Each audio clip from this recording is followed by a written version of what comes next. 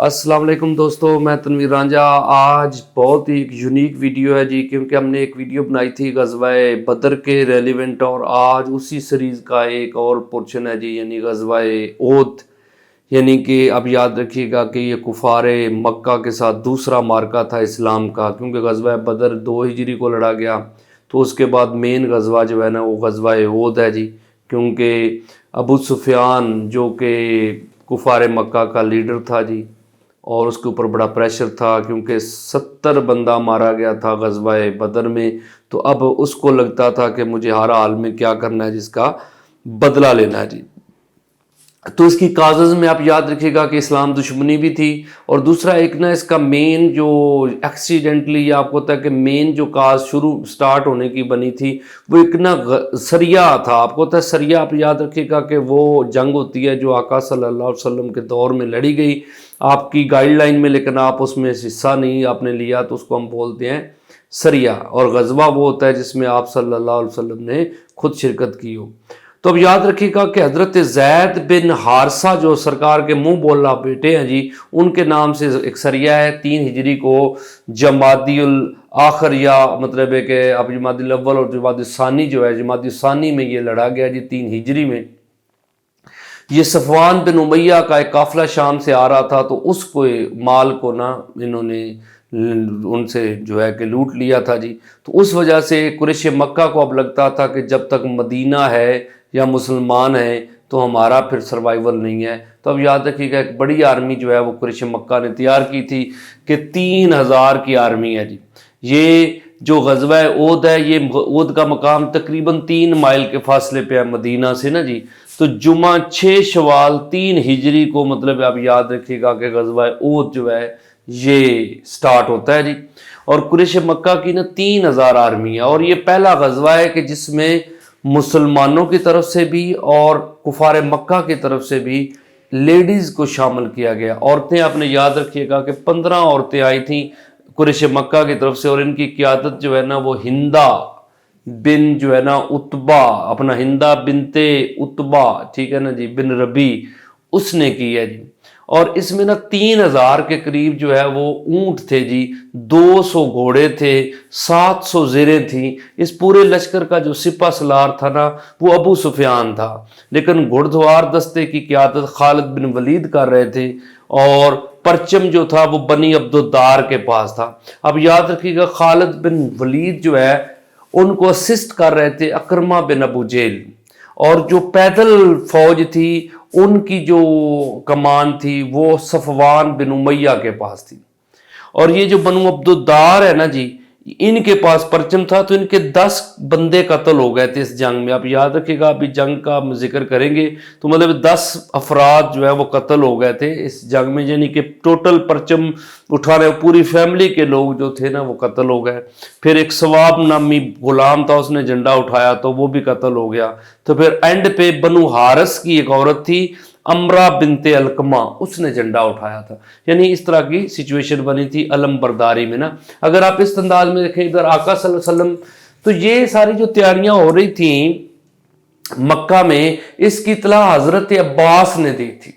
सरकार दो आलम सल्लम ना मस्जिद कुबा में थे, मदीना से बाहर थे, तो आपको इतला मिली कि मक्का वाले जो है वो मूव कर चुके हैं जी। और ये इतला जो थी हज़रत अबी बिन काब एक साहबी हैं जी, उन्होंने पढ़ के सुनाई सरकार को ना कि ये ख़त आया, और उसमें तो सरकार वहाँ से तशरीफ़ ले जाते हैं मदीना, और जाके सहाबा से मशवरा करते हैं कि हमें क्या करना चाहिए, मदीना के अंदर जंग लड़नी चाहिए या मदीना से बाहर। तो अब याद रखिएगा कि सहाबा जो है ज़्यादा जो साहबी थे उन्होंने यही कहा कि या रसूलल्लाह हमें मदीना से बाहर खुले मैदान में लड़ना है। लेकिन आपको होता है कि अब्दुल्ला बिन अबी सलोल रईसुल मुनाफिकीन, उसकी बड़ी ख्वाहिश थी कि हम क्या करें जी, हम मदीना के अंदर जंग लड़ें। उसका मेन मकसद ये था कि मदीना के अंदर जंग होगी तो हम जंग में हिस्सा नहीं भी लेंगे तो फिर भी हमारा मतलब है काउंट हो जाएगा कि हम मतलब है ना कि हम जंग में पार्टिसिपेट हमने किया है जी।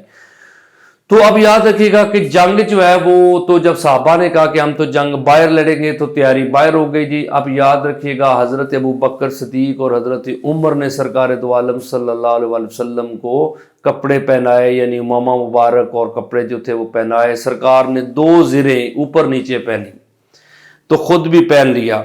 تو کہتے ہیں کہ حضرت سعد بن عبادہ ایک صحابی ہیں جی، جو آپ کو پتہ ہے کہ انصار میں سے ہے، تو انہوں نے کہا کہ یا رسول اللہ، وہ آگے کہتے ہیں یا رسول اللہ ہم نے آپ کے اوپر فیصلہ تھوپ دیا کہ ہم باہر لڑیں گے، لیکن اگر آپ لڑنا چاہتے ہیں اندر جو یعنی کہ مدینہ کے اندر، جیسے آپ کی مرضی ہے ہم اسی طرح کریں گے۔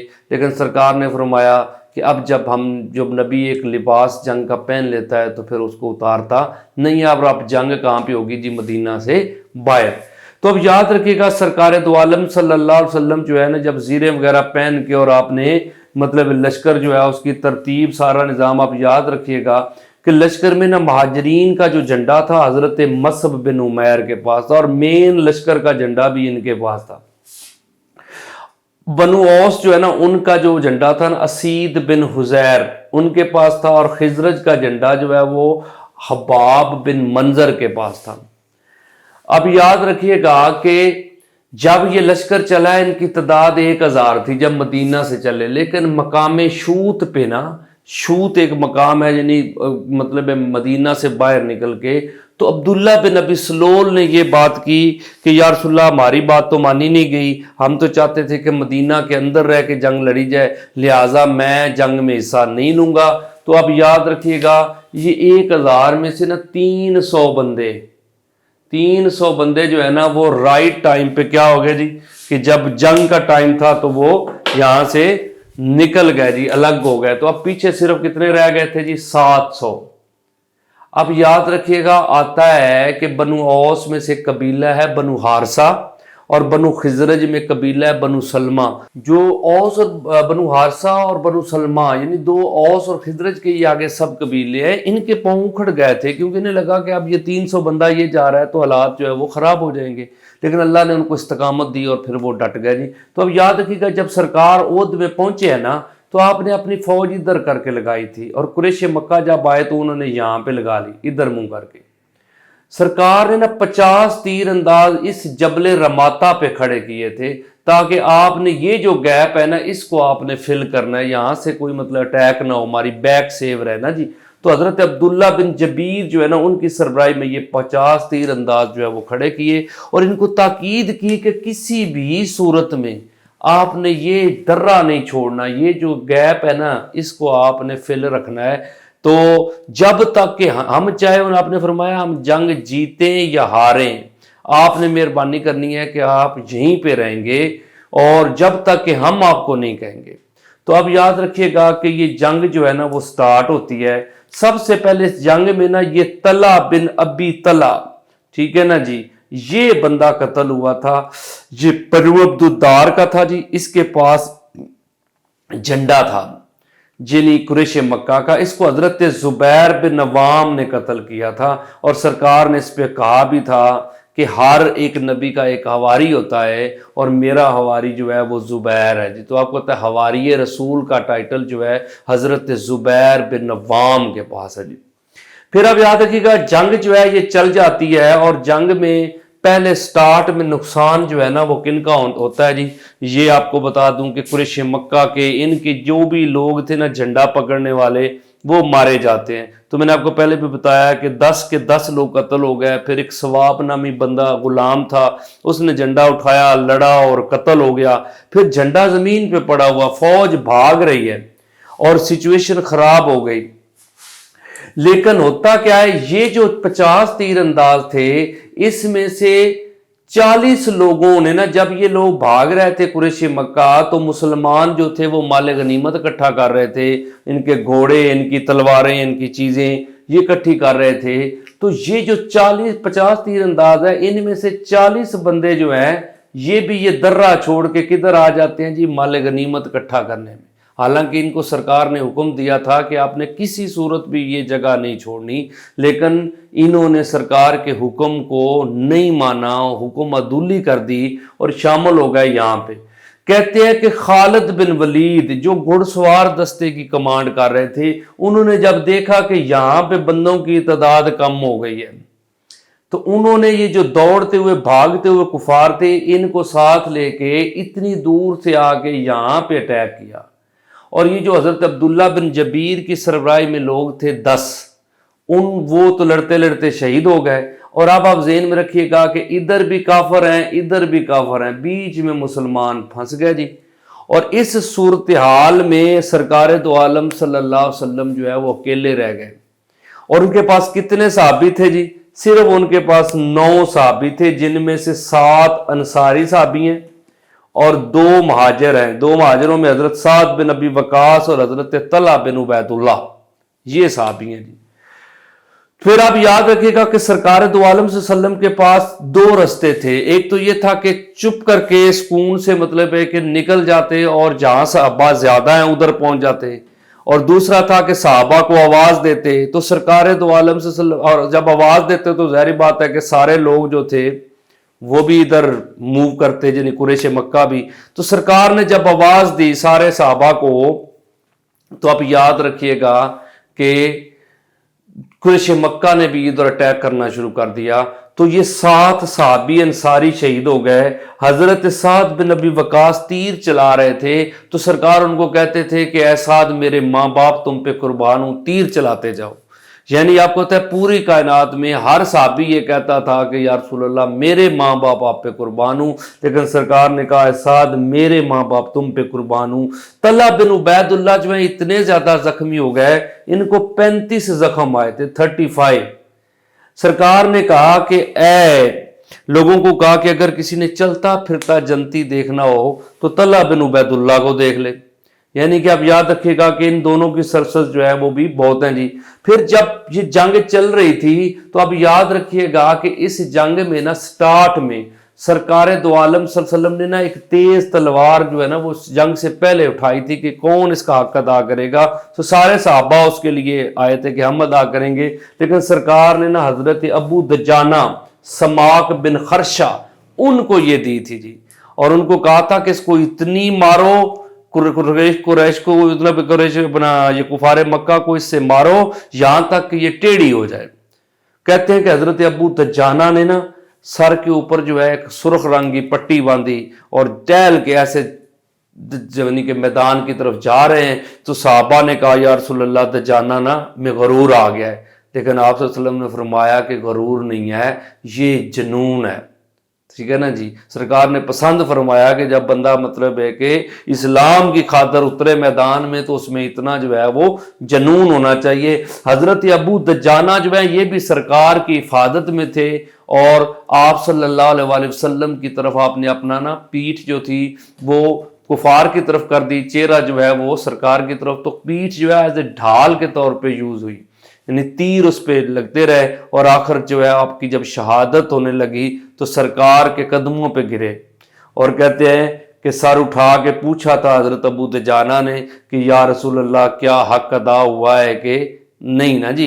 तो आप याद रखिएगा कि सरकार तो आलम सल्लम ने फरमाया कि अबू दजाना, तुम्हारा जो है वो हक अदा हो गया जी।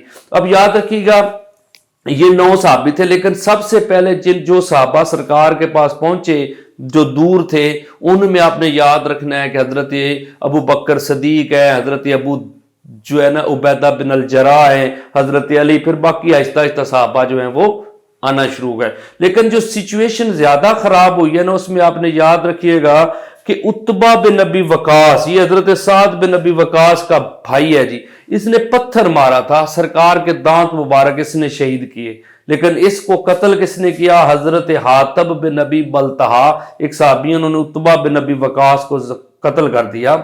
फिर अब्दुल्ला बिन शहाब जोरी एक बंदा है जी, उसने सरकार दो आलम सल्लम की पेशानी को जख्मी किया। फिर अब्दुल्ला बिन कुम्मा के नाम से एक बंदा है जी, उसने सरकार दो आलम सल्लल्लाहु अलैहि वसल्लम के कंधे पे एक बार किया।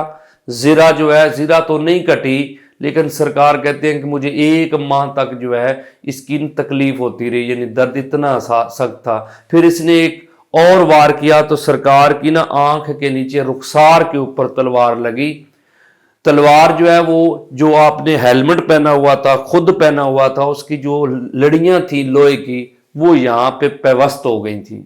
अब याद रखिएगा, उनको हजरत अबू उबैदा बिन अल जराह ने निकाला जी। तो वो खुद की लड़ियां जो सरकार के रुखसार पे पेवस्त हो गई थी, तो वो हजरत अबू उबैदा बिन अल जराह ने निकाली थी, और उनको निकालते हुए उनके दांत टूट गए थे जी। तो अब याद रखिएगा कि یہ سچویشن تھی جی جو جنگ میں مطلب بنی، اور اس کا زیادہ جو اثر ہوا تھا وہ یہ تھا کہ حضرت مصعب بن عمیر جو ہے نا جی، ان کو شہید کر دیا تھا عبداللہ بن قمہ نے، جس وجہ سے حضرت مصعب بن عمیر کی شہادت جو تھی، یہ مسلمانوں کے علمبردار بھی تھے، اور دوسرا ان کی شکل جو تھی نا وہ آقا صلی اللہ علیہ وسلم سے بہت زیادہ ریزمبلنس رکھتی تھی، تو کسی نے ایسے افواہ اڑا دی کہ محمد صلی اللہ علیہ وسلم جو ہے نا وہ شہید ہو گئے، جس وجہ سے صحابہ کے حوصلے جو تھے وہ پست ہو گئے جی، کہ جناب ہمارا مطلب ہے کہ یہ چیزیں سارا مطلب ڈسٹرب ہوگی کہ اب ہمارا بنے گا کیا نا جی، تو وہ زیادہ سچویشن تھی۔ اور آقا صلی اللہ علیہ وسلم کو جو پے در پے زخم آئے تھے، اس کی وجہ سے حضرت علی اور حضرت فاطمہ زہرا، حضرت عائشہ صدیقہ آپ کو اٹھا کے پہاڑ پہ لے گئی تھی تاکہ جو ہے کہ آپ کی ٹریٹمنٹ کی جا سکے۔ تو ان حالات میں سرکار بھی نظر نہیں آ رہے تھے اور حضرت مصعب بن عمیر کی شہادت ہو گئی تھی، تو ایسا لگ رہا تھا کہ محمد صلی اللہ علیہ وسلم بھی شہید ہو گئے۔